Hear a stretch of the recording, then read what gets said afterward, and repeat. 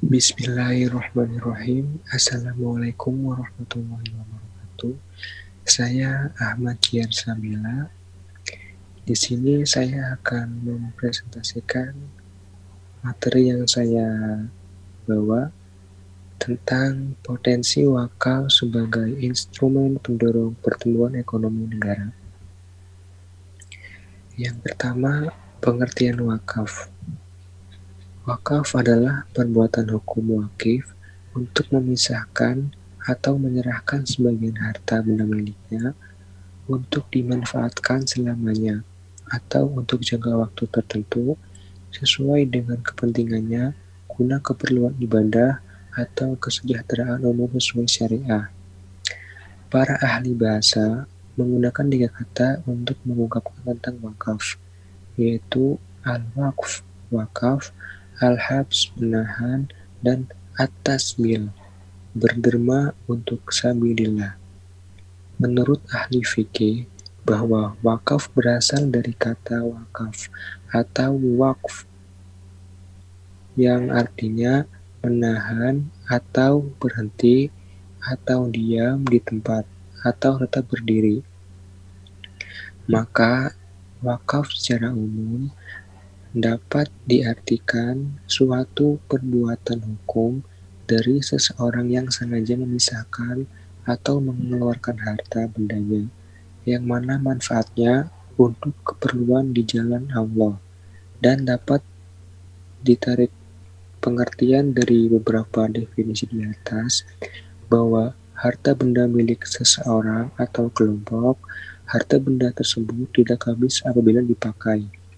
Harta tersebut dilepas dari kepemilikannya oleh si pemilik, kemudian harta tersebut tidak bisa dihibahkan, diwariskan, atau diperjualbelikan, dan manfaat harta benda tersebut untuk kepentingan umum sesuai dengan syariat Islam. Yang kedua, ada jenis-jenis wakaf. Yang pertama, wakaf berdasarkan waktu dan tujuan. Berdasarkan waktunya, wakaf dibagi menjadi 2, yaitu wakaf mu'abbad atau wakaf selamanya. Yang kedua, wakaf mu'aqqad atau wakaf sementara. Seperti barang yang diwakafkan berupa barang yang mudah rusak, dan wakaf sementara juga bisa dikarenakan oleh keinginan wakif yang memberikan batasan waktu ketika mewakafkan barangnya.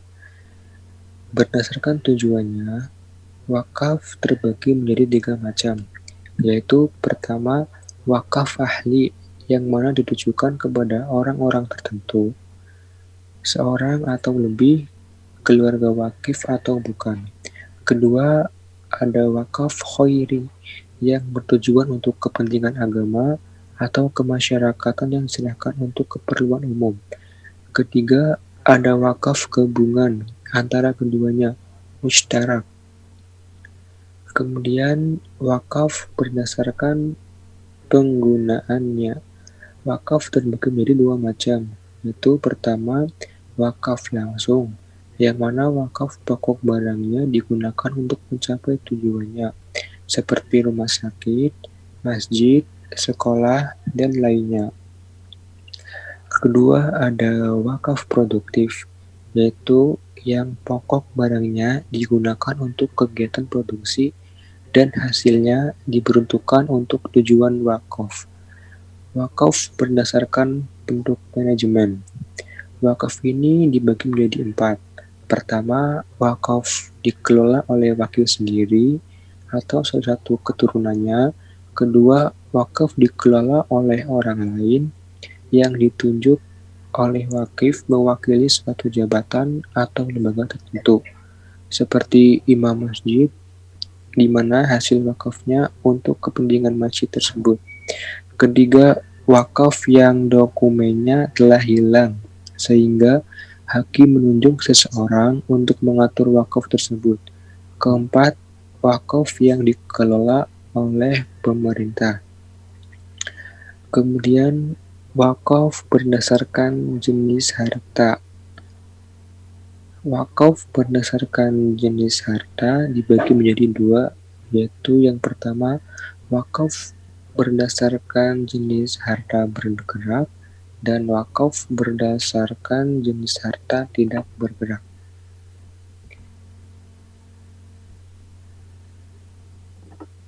Kemudian selanjutnya, potensi wakaf di Indonesia. Potensi wakaf di Indonesia dianggap mampu mengentaskan permasalahan yang ada karena memiliki prinsip altruisme. Prinsip tersebut mengedepankan dan memaksimalkan manfaat untuk kepentingan umum. Beberapa faktor potensi wakaf di Indonesia adalah: pertama, mayoritas masyarakat Indonesia adalah Muslim. Wakaf merupakan salah satu instrumen keuangan syariah, sehingga bukan menjadi hal baru bagi masyarakat kita. Yang kedua, prinsip altruisme yang sudah lama diterapkan masyarakat. Prinsip ini sudah diterapkan masyarakat Indonesia sejak lama, karena mementingkan kepentingan bersama dengan rasa kesatuan. Kemudian yang ketiga, kepemilikan harta masyarakat yang dominan benda tidak bergerak. Masyarakat Indonesia dominan memiliki harta yang tidak bergerak seperti tanah. Hal ini menjadikan wakaf memiliki potensi di Indonesia. Yang keempat, penerapan keuangan syariah di Indonesia. Penerapan keuangan syariah mayoritas Muslim yang ada di Indonesia memudahkan prinsip keuangan syariah diterapkan. Wakaf yang merupakan salah satu instrumen keuangan syariah dapat lebih dikenal oleh masyarakat. Kemudian, negara-negara Muslim berkembang telah membuktikan potensi wakaf sebagai pendorong pertumbuhan ekonomi. Bukan sesuatu yang mustahil jika Indonesia mengembangkan potensi wakaf sebagai instrumen keuangan syariah untuk mendorong pertumbuhan ekonomi. Beberapa contoh negara yang telah membuktikan potensi wakaf sebagai pendorong pertumbuhan ekonomi adalah negara Malaysia.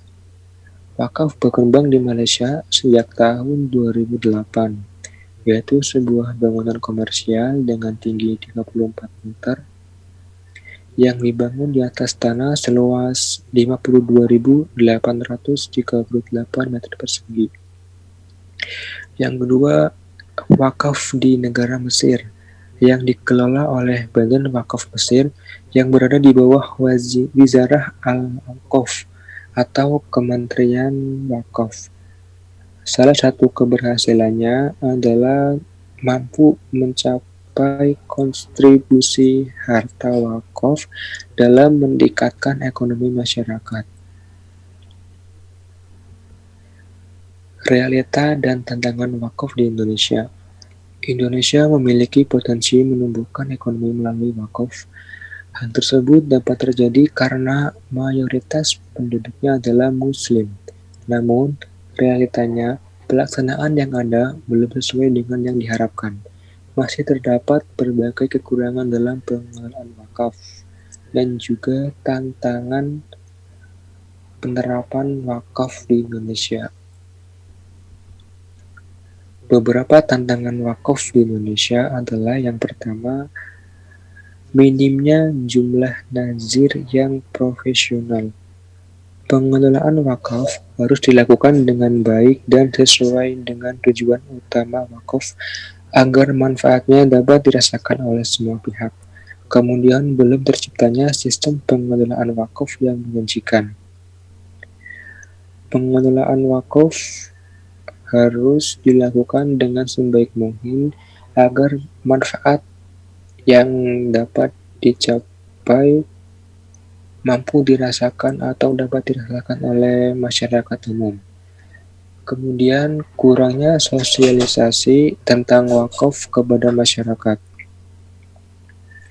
Sosialisasi yang disampaikan oleh pemerintah kepada masyarakat dirasa masih kurang karena masyarakat masih menganggap wakaf hanya sekedar harta benda tidak bergerak seperti tanah dan lainnya di masyarakat. Manfaat wakaf bukan saja dirasakan bagi masyarakat umum, namun juga wakif yang mewakafkan hartanya. Selain dapat membantu bersama, wakaf juga dapat dijadikan lahan pahala bagi wakif. Kemudian yang terakhir, kesimpulannya, wakaf adalah suatu perbuatan hukum dari seseorang yang sengaja memisahkan atau mengeluarkan harta bendanya yang mana manfaatnya untuk keperluan di jalan Allah.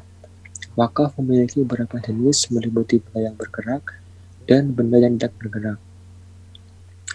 Di Indonesia sendiri, wakaf memiliki potensi untuk mendorong perekonomian karena mayoritas penduduk Indonesia yang beragama Islam.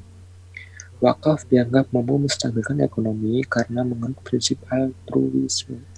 Namun, tidak dapat dipungkiri, masih terdapat berbagai tantangan untuk dapat merealisasikan kebijakan tersebut. Sumber daya manusia yang terbatas sebagai nasir profesional dalam pengelolaan wakaf, kurangnya sosialisasi, dan minimnya sistem pengelolaan wakaf yang menjanjikan menjadi masalah yang harus segera diatasi pemerintah. Pengelolaan wakaf dan hal terkait lainnya perlu mendapat perhatian khusus dari pemerintah sejalan dengan mulai diterapkannya prinsip keuangan syariah di Indonesia. Demikian presentasi yang dapat saya sampaikan. Kurang lebihnya mohon maaf. Wassalamualaikum warahmatullahi wabarakatuh.